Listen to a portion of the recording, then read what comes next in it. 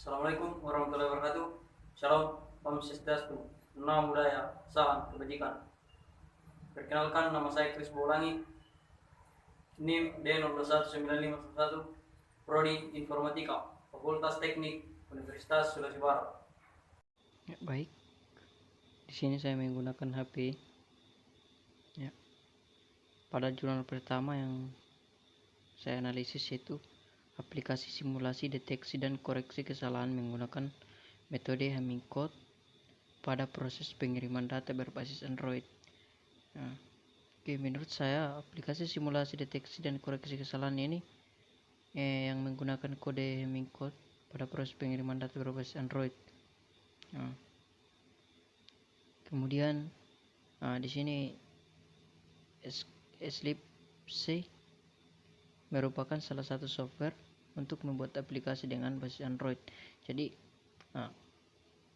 Eclipse ini adalah salah satu software yang digunakan untuk ketika kita ingin membuat aplikasi dengan berbasis Android. Nah, misalnya website, ketika kita ingin membuat suatu website, misalnya pengiriman barang, pengiriman data, kita menggunakan Eclipse. Oke, lanjut. Simulasi deteksi dan koreksi menggunakan metode Hamming code terbagi dalam dua kategori ya. Kategori yang pertama itu misalnya pembuatan sandi baru. Pada saat data akan dikirimkan. Kemudian yang kedua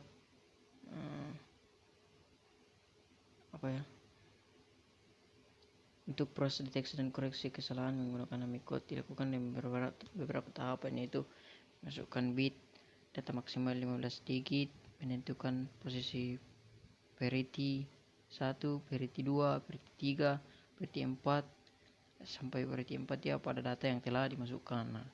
Kemudian ketika menentukan nilai dari setiap parity 1 dan parity 1, parity 2, parity 3 dan parity 4 ini ditentukan nilainya.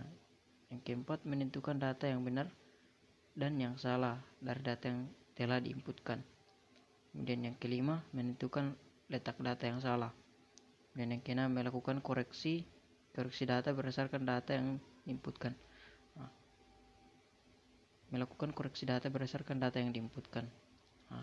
Ketika kita tidak menginput data, itu data tersebut tidak akan ada koreksi ya ketika kita tidak melakukan penginputan data. Oke.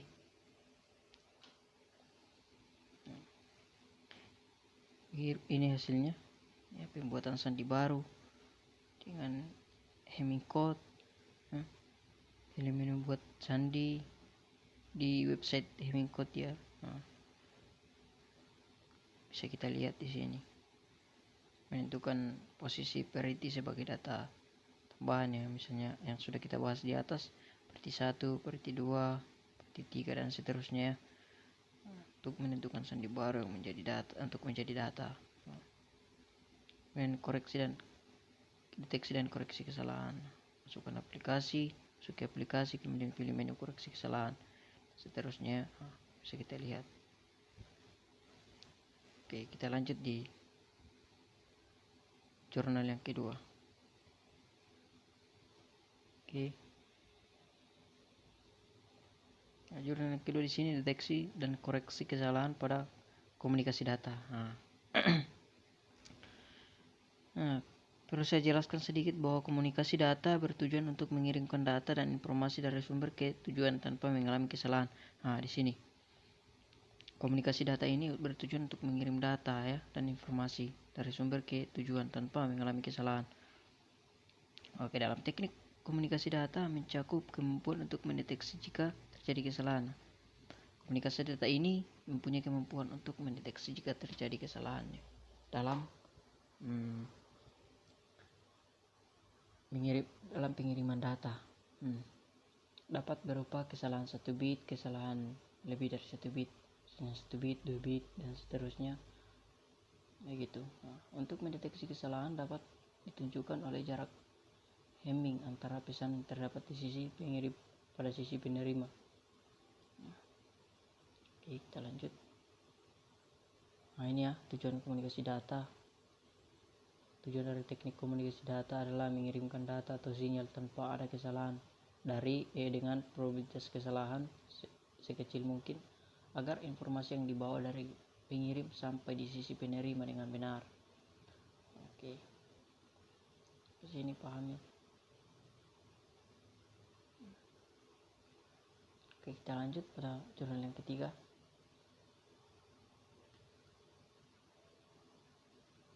Ya, analisis sistem pembelajaran, deteksi dan koreksi kesalahan bit pada komunikasi data dengan pendekatan model problem based learning. Nah, berbasis learning ya. Analisis sistem pembelajaran, deteksi dan koreksi kesalahan bit pada komunikasi data dengan pendekatan model problem berbasis learning.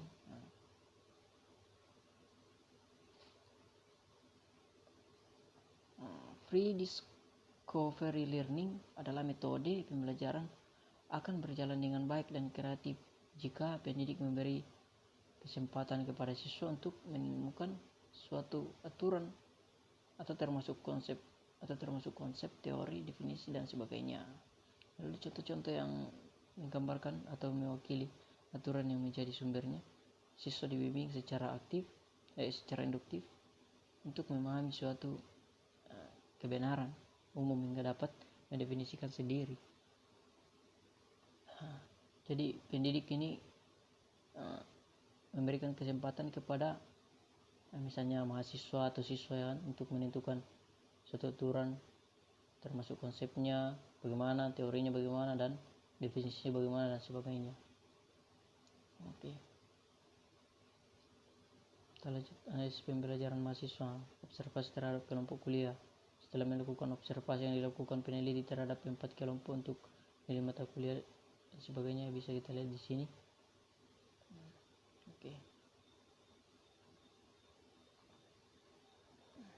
Oke, kita lanjut di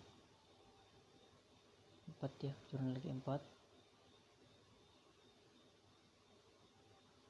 Nah, deteksi dan koreksi multi bit error dengan partition Hamming code. Nah, mendeteksi dan mengoreksi multi bit error dengan partisi Hamming code. Oke, mengirimkan data dari pengirim ke penerima merupakan salah satu bentuk komunikasi data. Nah, bentuk komunikasi ya. Nah, data dapat dikirim menggunakan saluran nirkabel ataupun saluran kabel. Nah, jadi data ini dapat dikirim menggunakan saluran nirkabel ya. Mengerti nirkabel? Kemudian ataupun saluran kabel ya. Misalnya jarak jauh kan nirkabel. Kalau misalnya hanya beberapa meter kan bisa melalui kabel, misalnya menggunakan dari laptop ke HP, contohnya saja dari laptop ke HP itu menggunakan kabel data ya. Kabel data. Nah, contohnya itu seperti cas kan sekarang sudah bisa dipakai untuk memindahkan data lah dari laptop ke HP misalnya, atau dari HP ke laptop gitu. Oke, kita lanjut pada jurnal yang kelima.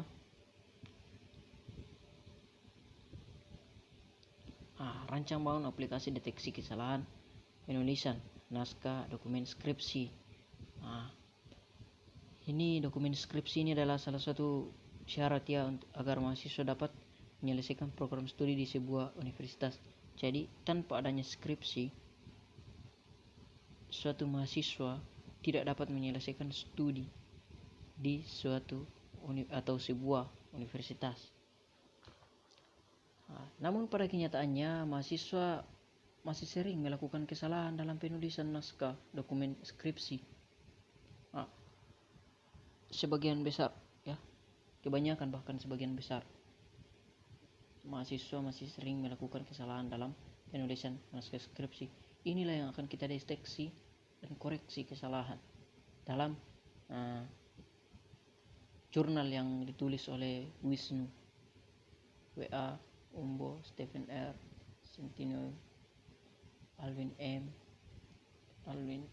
Sambol ya, dari Universitas Samratulangi Manado, Indonesia. Aplikasi deteksi kesalahan penulisan skripsi merupakan solusi untuk membantu mahasiswa dalam membuat skripsi dan mendeteksi kesalahan penulisan dokumen skripsi. Oke. Salah satu metode indexing untuk mengindeks teks biasa untuk mengurangi kapasitas pemakaian storage dan meningkatkan kinerja searching adalah full text indexing.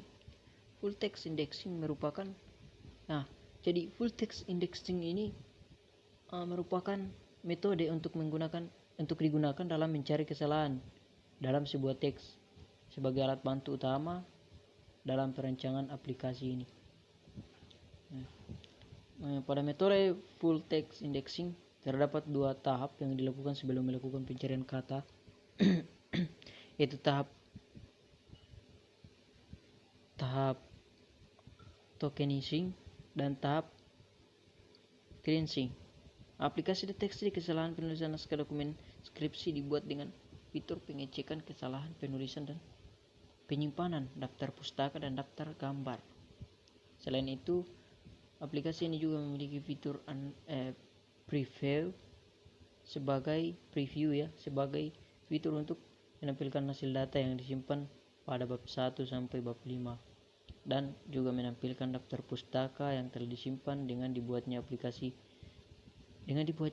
ini diharapkan agar aplikasi ini bisa membantu mahasiswa dalam pembuatan skripsi, terutama dalam pengecekan kesalahan penulisan skripsi. Oke. Hal yang pertama dilakukan dalam membuat aplikasi adalah proses pengkodingan aplikasi. Jadi pada setiap aplikasi atau sebuah website yang kita buat membutuhkan yang namanya coding atau bahasa program. Pembuatan coding aplikasi dibuat dengan menggunakan Notepad++, misalnya menggunakan Notepad++, ada juga exam, kemudian termasuklah dengan bantuan exam ini ada PHP, bahasa C++, Python, ya kan. Setelah melakukan tahap pengkodingan, tahap selanjutnya akan implementasi aplikasi dalam menjalankan Apache dan MySQL pada aplikasi yang namanya exam. Untuk membuat database sesuai yang telah dirancang sebelumnya. Oke. Mungkin itu sekian dari saya. Assalamualaikum warahmatullahi wabarakatuh.